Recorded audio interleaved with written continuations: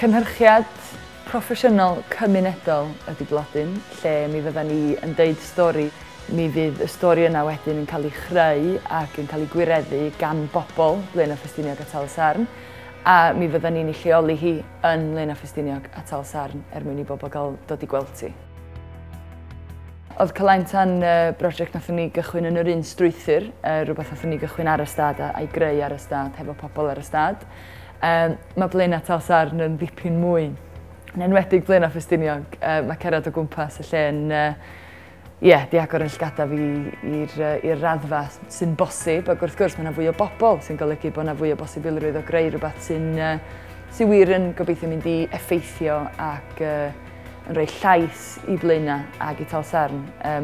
Mewn ffordd gobeithio di pobl ddim wedi weld o blaen. Os oes rhywun sydd wedi diddordeb yn y cymunedau yna, neu'n lleol i'r cymunedau yna eisiau cymryd rhan yna, mae croeso iddyn nhw e-bostio Theatr Gen. Ac ar unrhyw ffordd yma nhw eisiau gwirfoddolio bod y rhan, boed o'n actio, yn sgwennu, yn perfformio tu ôl i'r camera, yn defnyddio'r camera, o'r ochr marchnata, neu hyd yn oed fel stiwardiaid a rhywun sydd eisiau bod yn rhan o'r prosiect ar raddfa lot llai, mae croeso i bawb gysylltu.